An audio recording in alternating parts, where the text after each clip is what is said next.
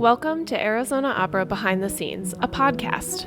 In this series, hosts Cassie Robel, the Director of Education, and Kathleen Trott, the shop manager for the Marlu, Allan, and Scott Stallard Costume Artisan Workshop, will introduce you to all the departments and people at Arizona Opera that are necessary to produce the operas you enjoy. On this episode, we're joined by Greg Hirsch, Director of Production and Resident Lighting Designer at Arizona Opera.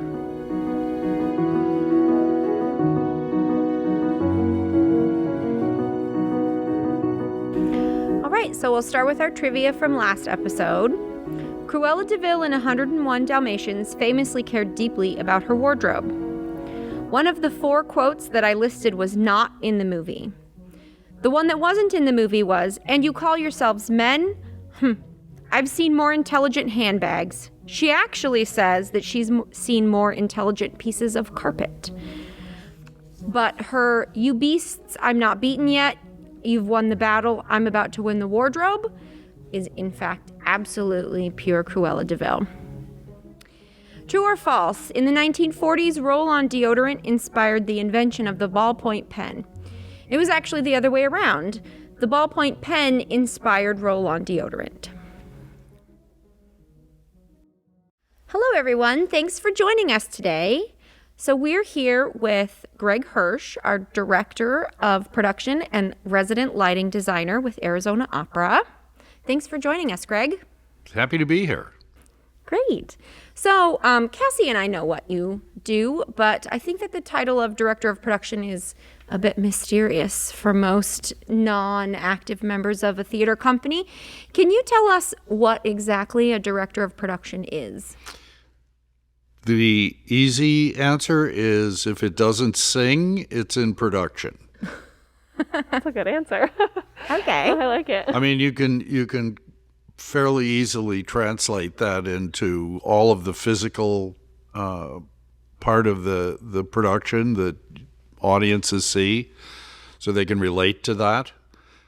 The other part of it that the audiences don't see and hardly anyone sees is all of the financial aspects of it and the budgeting, the monitoring of expenditures, the arranging for all of the logistics of the production, how it gets from wherever it started to, which is sometimes for us just a piece of paper, because we have an Arizona Opera Scenic Studio, which builds productions, new productions, such as Cosi this year for us.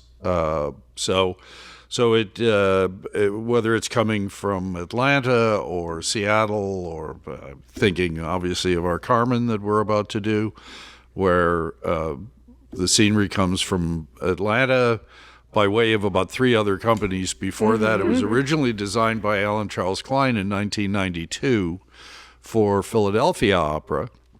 Has passed through many hands over those many years, and now resides with the Atlanta Opera, and the costumes are coming to us from the Seattle Opera. So as the Director of Production, you're sort of the top part of that tier, right? So we all look to you to help make sure it's cohesive and to help line everything up and make sure that the production department as a whole can do all the things that are required of us. Yes, we have a significant staff and an excellent staff, which is a delight for me because it makes my job a lot easier. I mean, essentially the structure of the opera company in production is there's a director of production who essentially oversees all of the aspects of the production. Then there's a technical director who runs the Arizona Opera Scenic Studio and coordinates all of the stagehands and the backstage activity for our productions, as well as the fabrication of scenery and props. Then we have a costume shop, and obviously Kathleen Trott is the costume shop manager, and we build our own shows from little swatches of fabric that the designers supply, and sometimes Kathleen designs as well. And we have all the properties, all of those things that you see people carrying around and drinking from and smoking and Yep. and ringing bells and all that sort of thing.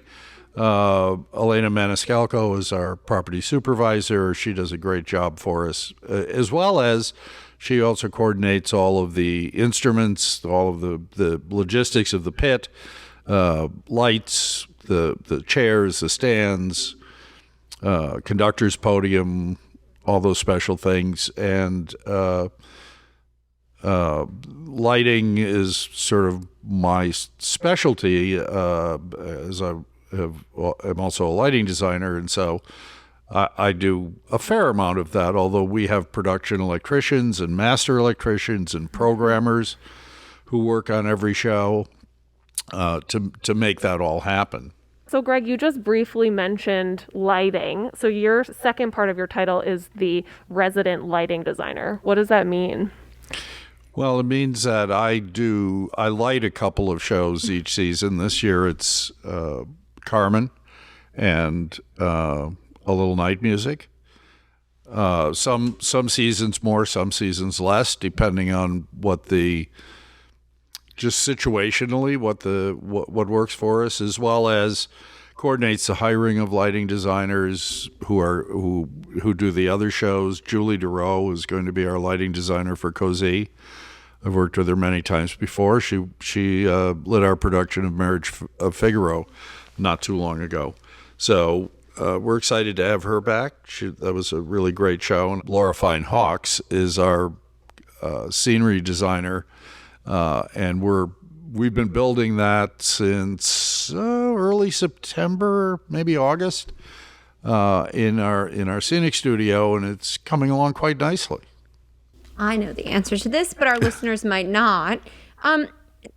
As a lighting designer, what exactly does that mean? Do you actually go up into the beams and hang everything up there? How exactly does it go about that you light a show?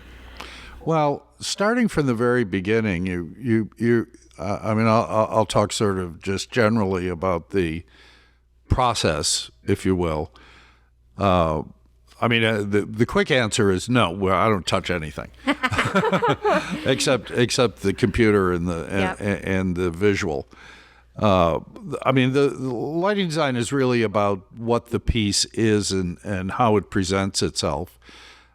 So you take into account the dramatic activity that's happening, which is kind of the big overview, conceptual part of it, time of day, place, and the more intangible one, because it's easy to get the time of day, place. A composer usually puts that in the score for you, so you're not confused.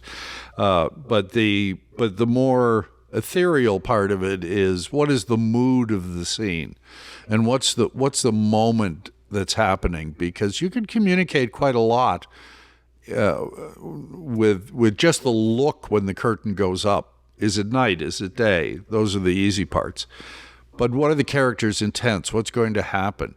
Are we going to go from a jubilant, happy situation to a not so jubilant and happy situation? And how does the environment, the lit environment, change as you progress through those different moods and different conditions? So the lighting designer's goal is to place all of the instruments in a drafting piece that you give to the electricians. They hang all the instruments, they go up, and then, so there's two parts to it. So first you hang it, you place all the instruments where they are. A typical opera production will run around 300 lighting instruments, each one of which you have to place on the drawing within the space, have a purpose for when you place it there, pick a color for, pick what we call a channel, which is similar to a dimmer, although it's a little more complicated these days because you don't just plug the light into a dimmer anymore. Sure. It goes through a whole bunch of other things, and decide if there's a gobo in the light, decide if there's what color is in the light, if there's diffusion in the light, which softens the beam, or is it a hard edge beam? Is that what are you after? And then, of course, we have moving lights that we recently acquired, but we've been using for quite some time as a rental option.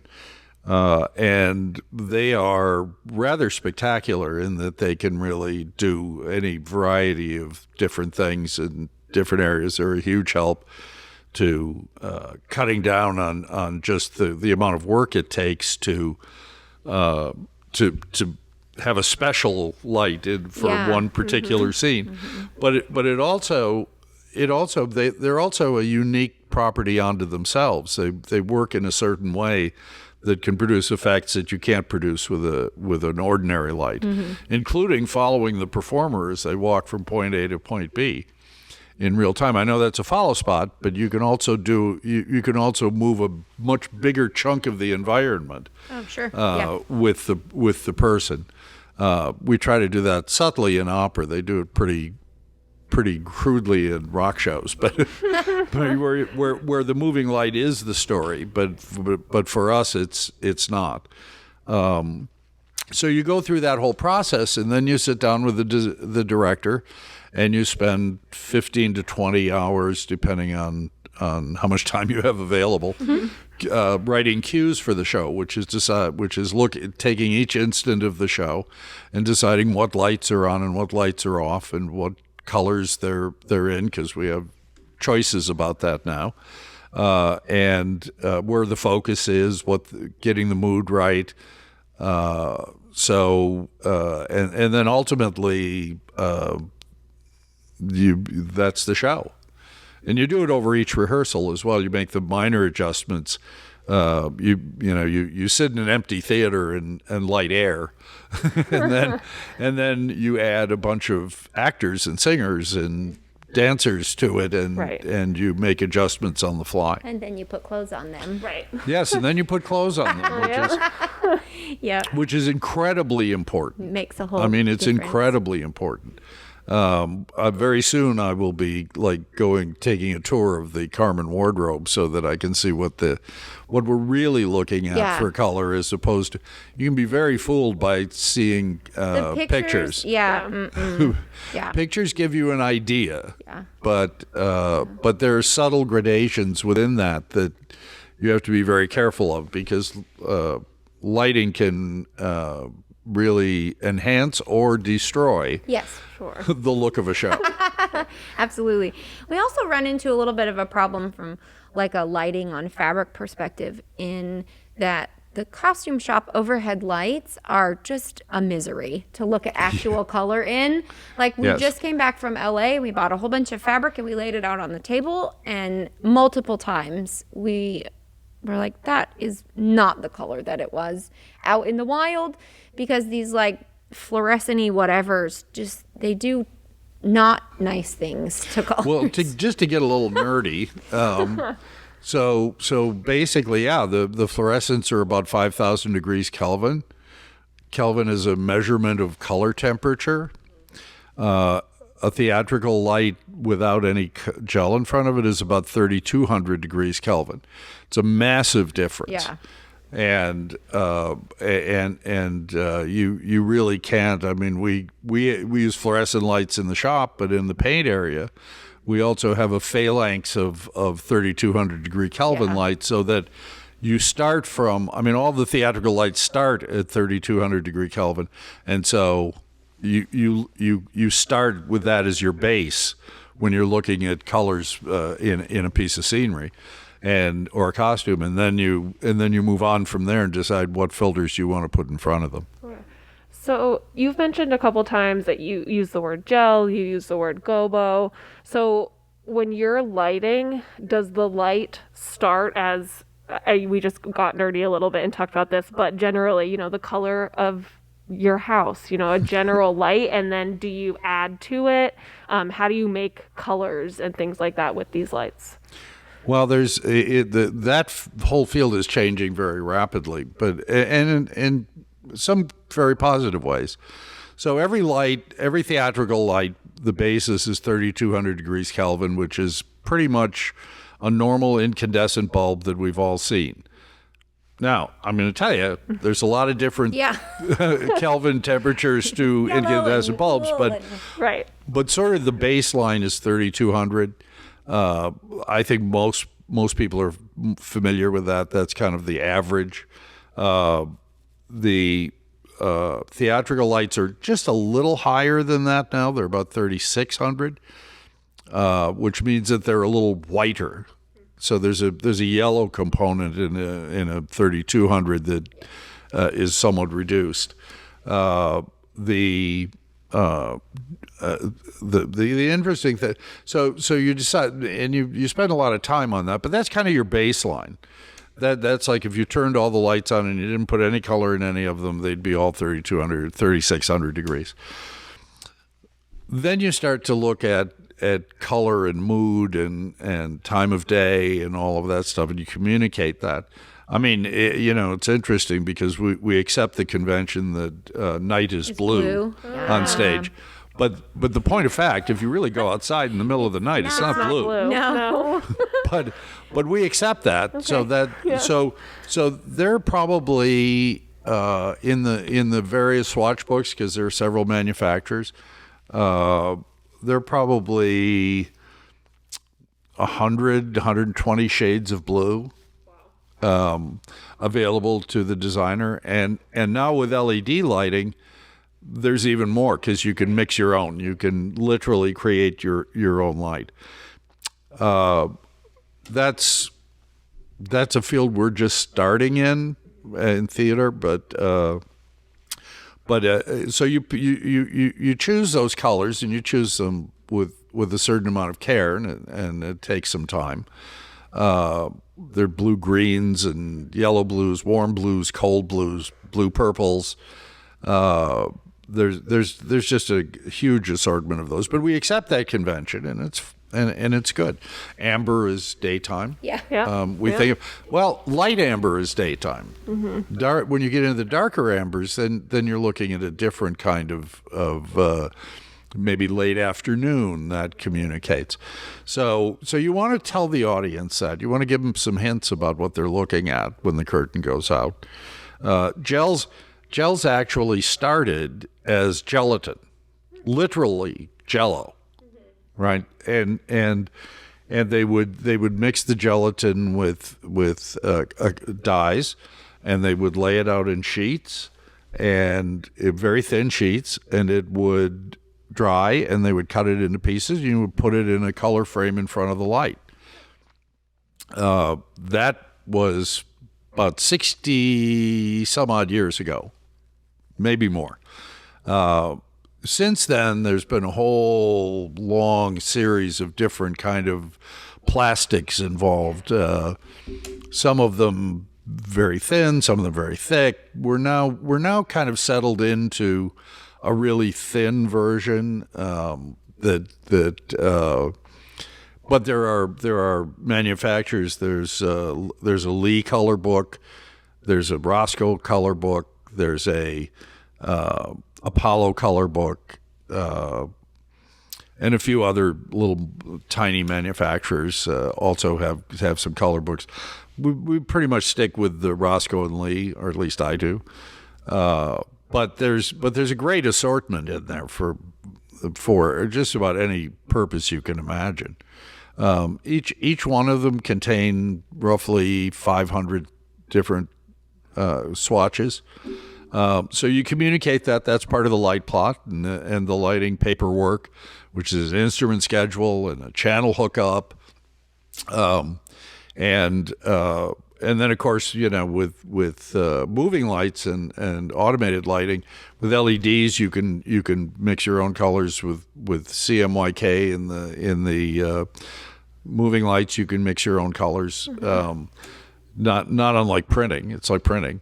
Your monitors are like that too. You can set your monitor for to look a certain way, and then we just put all that together in the theater. What is you mentioned Gobo? Can you explain what a Gobo is? Oh yeah, sure. A Gobo, about midway in the lighting instrument, there's a slot into which you can put a gobo or an iris.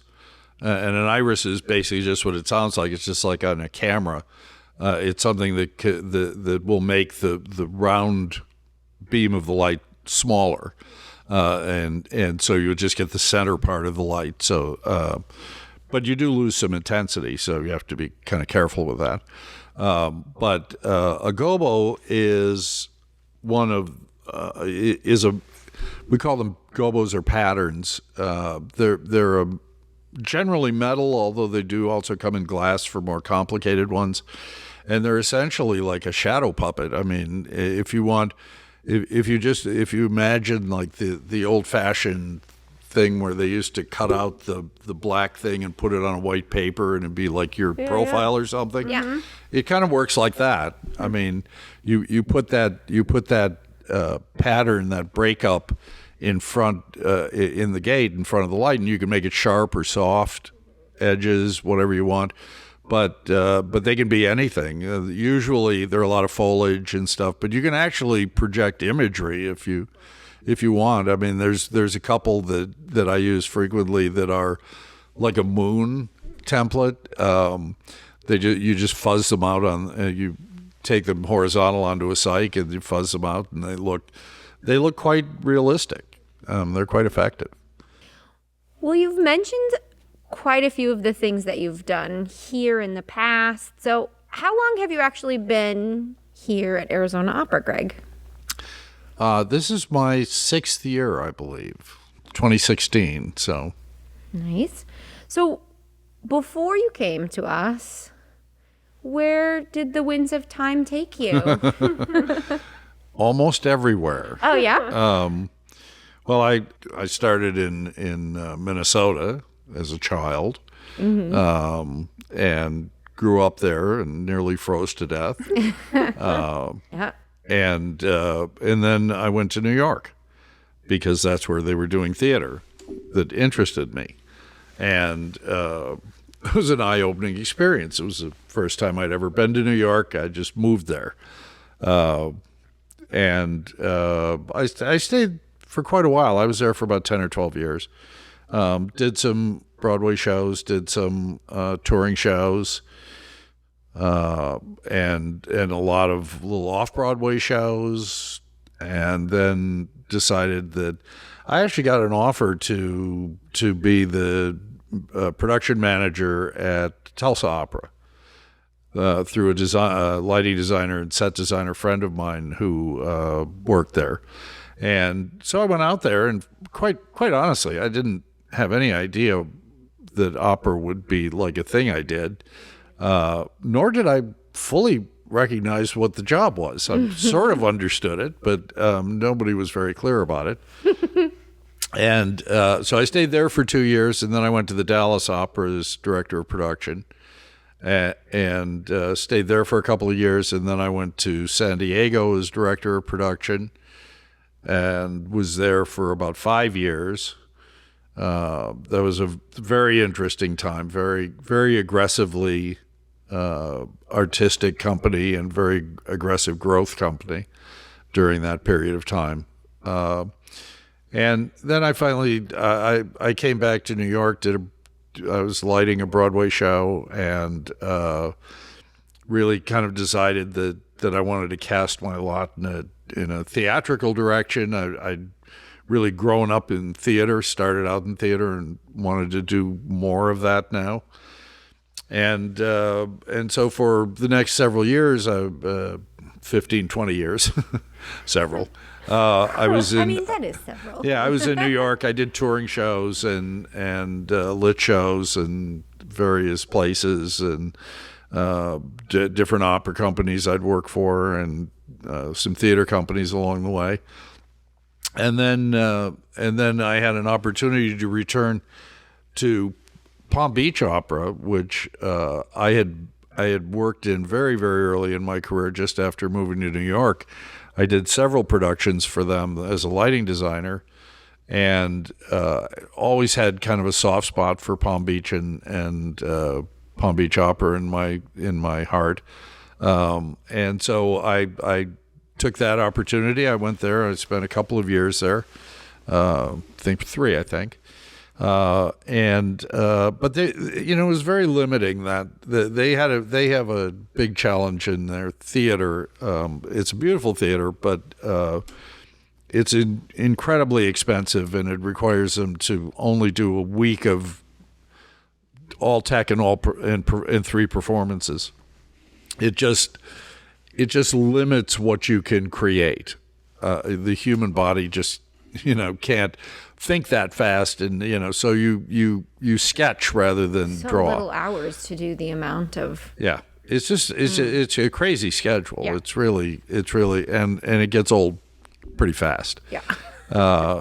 And then I came out here to Arizona Opera, and we had a kind of a crazy schedule when we. Yeah, Greg, one of the things that he did that was marvelous when he got here was he sort of pushed really hard to get us more time in our actual in-theater rehearsal tech dress rehearsal process. So he added whole bunches of days to the sort of front end of that, if you will. So that way they could actually do a whole bunch of lighting and finish setting up the sets before the performers got on stage in costume, which means then that your dress rehearsal can just actually be a real dress rehearsal and not a stop and stand while they re-cue all the lights and program everything and realize that the door isn't there, so they need to build the door behind them. And well, yeah, there's that was really part of the problem in that I was talking about in Palm Beach, is that you just crash through it, and you do, you write every other cue that you imagine you need, so that you get to the finish before the audience arrives. You can get away with it, but it's sort of an unsatisfying product, and it's also there's a human part to it too. You take your entire production staff and you put them in a position where you're going to work them 16, 17, 18 hours a day, at the end of which you want them to be at their absolute height, their best of creativity and artistic input, when they are physically drained and physically exhausted and mentally stressed. That doesn't sound like a recipe for a good production. Yeah. So our productions, I think, have become more fully rehearsed. And it shows in the performers too. There's a tendency to think that tech is one thing and performers are another. But a performer who's walking on stage for maybe the second or third time doesn't really know where the door is. Yeah. Right. Yeah. Right. And so they're uncertain, and that uncertainty undermines their ability to perform. Yeah. What we've tried to do is to try to make it a system where they are 100% confident. They don't have to think about anything extraneous to their performance. Yeah. And as a result, the same performers are giving better performances. Yeah. And that, I think, is the key, because what we want to do, what we have to do, what we're committed to do, is to put the absolutely highest standard of artistic quality on the stage every single time we have an audience in the house. It seems like very passionate about theater, which I understand and appreciate. And it seemed like you kind of always knew that this was what you wanted to do, even when you were younger, abandoning the colds of Minnesota. How did you know that you always wanted to do this? Did you get to do it when you were younger too, or was it just this wild hair that you sort of loved? It's sort of funny. I recognize now, looking back, that I always kind of had this urge to be involved in theatrical endeavors. First, because I think everybody starts there as a performer. Mm-hmm. I can now look back on my childhood and see that I performed as a kid for my family and stuff, to their chagrin. But it kind of ebbed and flowed. It kind of came and went. I remember in 6th grade I had a teacher who got me involved in some things, but then I sort of once I left his care, I sort of let it drop. And then I had another teacher in high school who got me involved again. And he was very interesting because he actually sort of pushed me out into the world. I mean, I played L.W.P. Dowd in Harvey. And he said, there's this little theater starting up down here. You should go see what they're doing. Mm. And I, full of hubris that only youth can have, marched off assuming that I would be the lead player. Right. That was not the case. And I started with them, and they were a relatively new company. And one day the artistic director said to me, "Would you like to be the technical director? We need a technical director." And I said, absolutely. I would love that, because I had no idea what a technical director was. Not a hint. But it sounded good. Yeah, sure. When you add that title, director, you're like, oh, yes. I'm the technical director. Uh-huh. And so I took the job. I did the job. I bought a book and, learned how to use a saw. And we did that for a couple of years. I did it for a couple of years for them, and it was a very successful company. It turned out it ran for like 7 years as a not-for-profit. We didn't sell. We never sold subscriptions because we never wanted to be tied to a season. We wanted to do what we wanted to do when we wanted to do it, and so we would do like 6 weeks of the Fantastics, so that we could do 4 weeks of Shakespeare.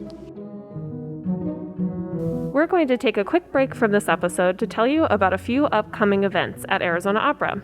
Our 50th anniversary season continues with Carmen at Symphony Hall in Phoenix and Tucson Music Hall in Tucson.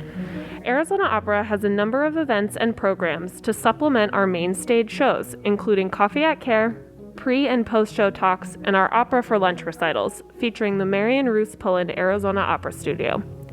To find all of Arizona Opera's upcoming events, visit azopera.org/upcoming events or azopera.org and click calendar.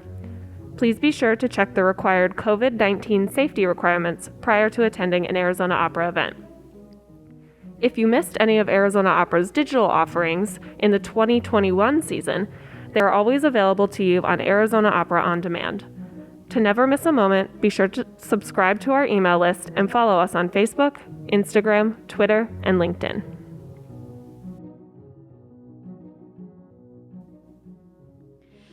So you already told us a little bit about what you're doing lighting designer-wise for this upcoming season, because you're doing Carmen and a little night music. But what are you looking forward to the most in our sort of near future this season? I think every production manager, director of production, always looks forward to the end of the season most. That's a good answer. I mean, and that also means a successful season. I mean, it's not to say, well, let's just dash through it. Oh, sure. Right. But it's always, you're always precariously perched on the point of the needle because so there's so many areas and so many things can go sideways and be difficult and be challenging. That's what you really hope for. You hope for everything to go well and to get to the end of the season when you can take a breath, and just a breath, because the next season is coming right away. Yeah. But I think every production person sort of feels that way. I actually feel that way about every production we do, every show we do. Let this show be perfect. So we really look forward to the end of things. Yeah. Besides the obvious challenge of operating in a pandemic / post-pandemic world, so you're not allowed to answer with COVID. So in addition to the challenges associated with COVID, was there any unexpected challenge that you've had to face so far in this season? And if not, what are some challenges that our listeners may be interested to know about that they may not think about? Well, so many things come to mind. I mean, each thing is challenging in its own right. I mean, we've had We've had personnel issues. You have personnel issues all the time with shows, because it doesn't turn up in the common knowledge, but as part of our McDougal Red series, we just did El Milagro del Recuerdo, and we had 45 people on the load-in, the first day of load-in, 45 stagehands in addition to the staff. And we had 4 53-foot trucks full of scenery and costume, or not even costumes, but scenery and lighting, loading in, and we really had only about 3 days to accommodate all of that. And that's like 3 moving vans coming to your house, and right. It's always amazing to me, actually, every time I move, and I've moved a lot, that they come in the moving van, and you think you have a lot of stuff in your house, and then you find out that you're about a quarter of a truck, right? Right. And we're essentially moving in 4 of those trucks for a couple of weeks, right?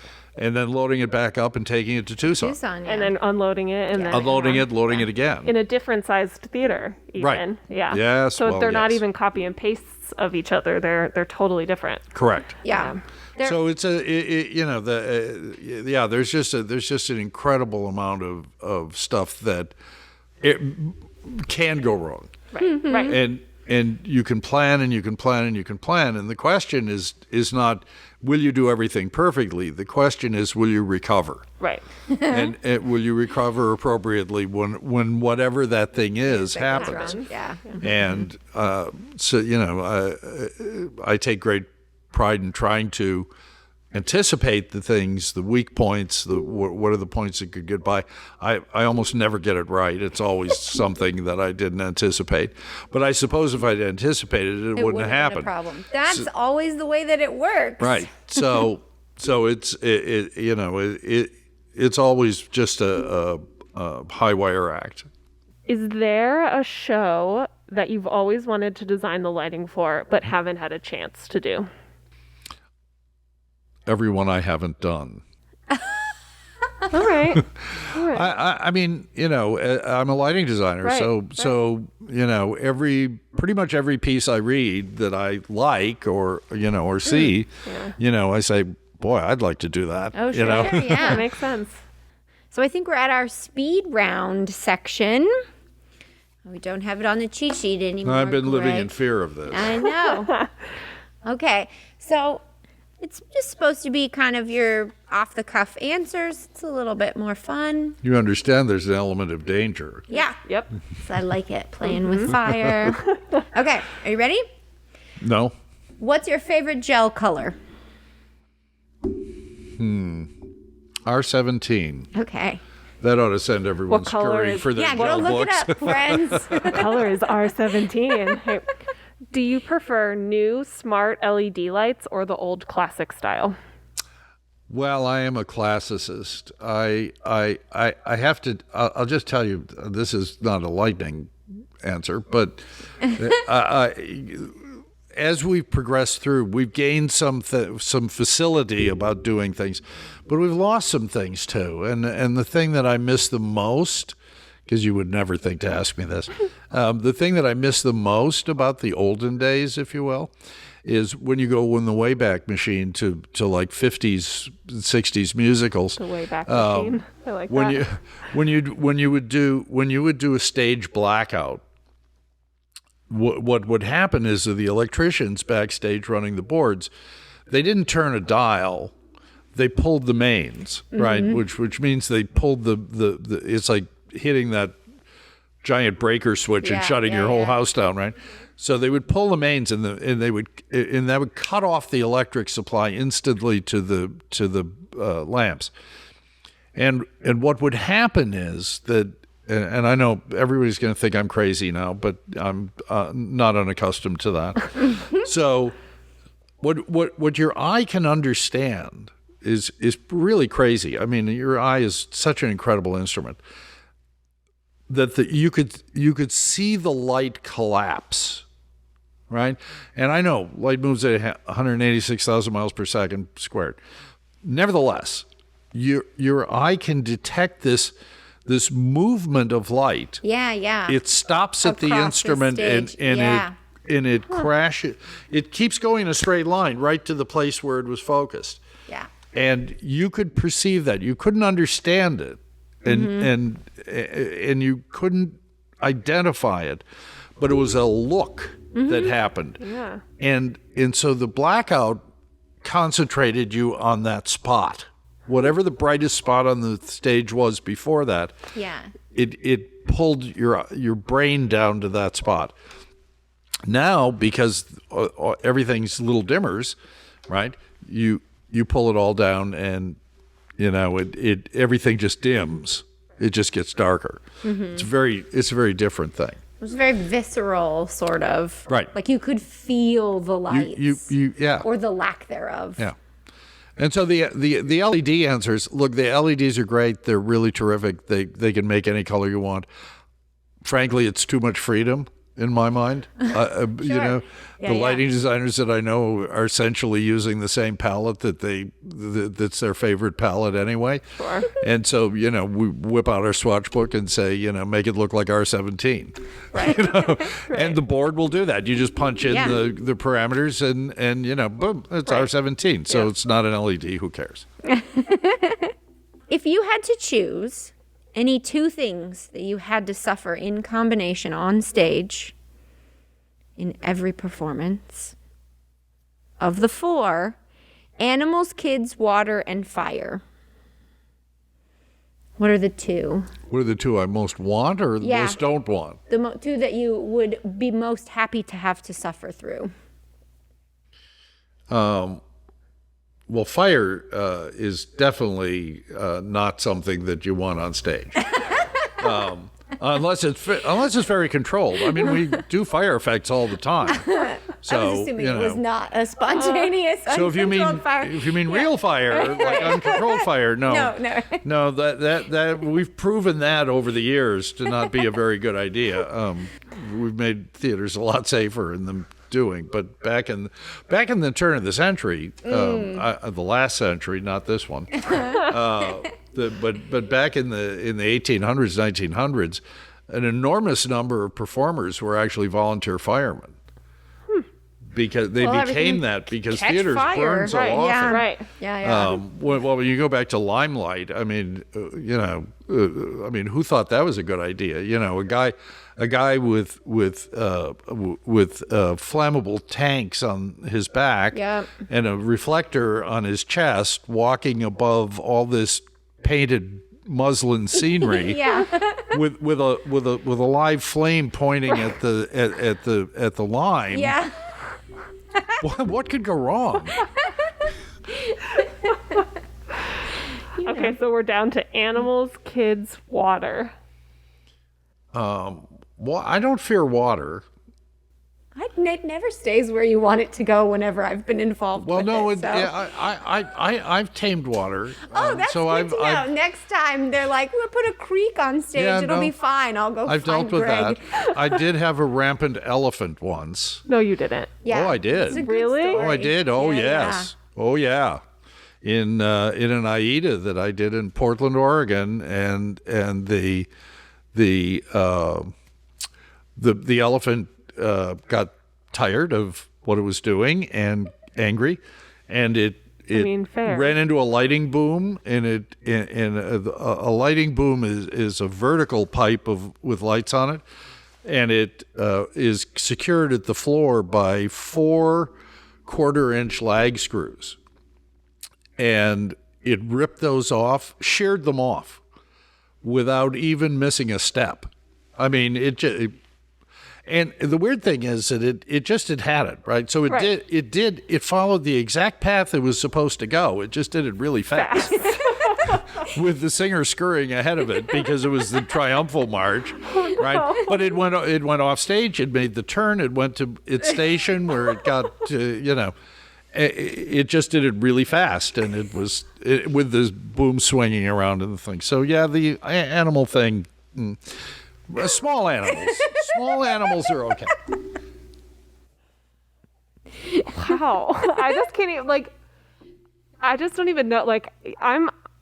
I'm a pretty good problem solver, I would say. Yeah, you can't. What do you If there was a rampant elephant on stage, I'm not sure. I think that'd be one of those like things where you watch people like trip and fall and you can watch it happen, but you just can't do anything to help. Like that's how I feel. Yep. Wow. Yeah. So kids, Well, I'm just glad that it went to where it was supposed to go and not, So kids and water. Kids are more Those are the capable Well, I don't than care for elephants. any of I that. know, that's why I asked the question. Is I knew Greg wouldn't want any of the choices. I mean, yeah. I mean, if those are probably, if that's what's left, What is your favorite non-alcoholic beverage? there's non-alcoholic beverages. There That's a are. lovely answer, Greg. Are you sure about that? I'm pretty sure. Coke Zero. Coke Zero. All right. All right. Although I don't like the new formulation, so They changed I'm the names. I'm on a quest. If anyone has any ideas, I'd be happy To replace Coke send them to Zero. Cassie. Sure, great. So if you had to go to a deserted island, what 3 inanimate objects would you take with you? Well, I don't know. I guess so. If I had to go to a deserted island, that sounds very appealing. I rather like the idea. I'm sort of lost in the reverie of it. I think I would take a refrigerator. Okay. You didn't limit the size. No. Well, how big's the island? I have to know if it can tolerate, It's pretty nice size. Well, then I'd take a house. See, Greg has landed in the practical side of it, but also the bend the rules side. Right, absolutely. And I think a distillery. Yes. That's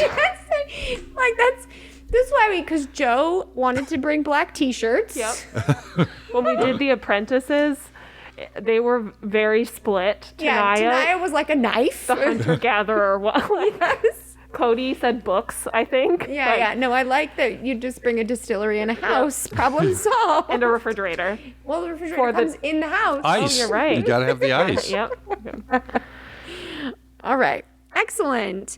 So thanks so much for chatting with us, Greg. That was really great. We're It's going been to my pleasure. end with our trivia. So we do some trivia at the end of each episode, and we reveal the answers on the next one. And Cassie doesn't know them either. And I am keeping a gentle score of how Cassie's doing against all of our guests this season. She's doing really good, though, so it's fine.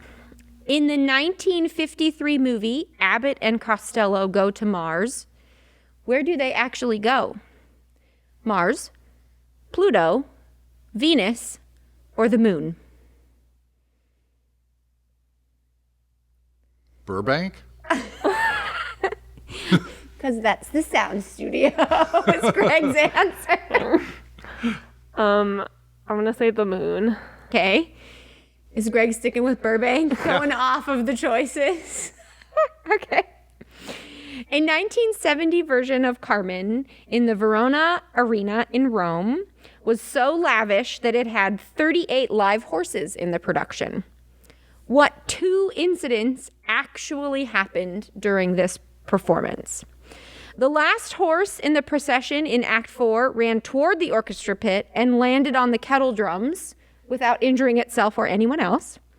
The artificial mountain the horses had to stand on in Act 3 got eaten when they thought it was real. A cat interrupted Carmen's death by running on stage and rubbing itself against the performers. Inspired by the cast's vocal skills, a Pierian mountain dog wandered on stage during the smugglers scene. 2. I'm going to go for the cat. Okay. And the, what was the first one? The horse on the kettle horse. drum. You're picking 2 answers? Yeah, because it's 2 things. Oh, I missed that part That's of it. how it was so epic, was 2 of the 4 occurred in the same performance. Oh, yeah. I'm going with the cat also. Okay. And then the second one. The The horse is eating the mountain. The mountain. Yep. All right, great. Awesome. Well, thank you so much for joining us, Greg. This has been fun. I hope everyone has learned a little bit more about what a director of production and resident lighting designer does. The mysterious job titles. Mysterious job titles. Thanks for joining us. Thank you. Thanks. We'll be releasing a new behind-the-scenes podcast every month, so make sure to check our website, azopera.org, and follow us on Facebook, Instagram, Twitter, and LinkedIn. And join our email list so you never miss a moment. Be sure to subscribe to our podcast on Apple Podcasts, Google Podcasts, SoundCloud, Spotify, or Amazon Music. Arizona Opera Behind the Scenes is presented by Arizona Opera's Department of Education and Community Engagement. These programs are made possible in part thanks to the support from Karen Fruin, the Molly Blank Fund, Dr. Rex Brewster, Invest in Kids Charitable Gift Fund, the Marino Family Foundation, the Arizona Republic, Cardinals Charities, the City of Peoria, Desert Diamond Casino West Valley, Kiwanis of Litchfield, and a consortium of individual donors. The Behind the Scenes podcast is also part of the Arizona Opera Next Gen initiative that encompasses a wide variety of programs that go beyond the opera stage to develop the next generation of opera artists, audiences, and philanthropists. To learn more about the programs that are part of the Arizona Opera Next Gen initiative, please visit azopera.org and click Next Gen Initiative. These programs are made possible in part thanks to generous support from Karen Fruin, Roma Witkoff, Jeanette J. Siegel, the Molly Blank Fund, APS, Jody Pelusi, and a consortium of individual donors. We would like to extend a special thanks to the Marlu Allan and Scott Stallard Costume Artisan Workshop. This podcast is produced by its hosts, Cassie Robel and Kathleen Trott, with editing and music composition by Sean Mallow.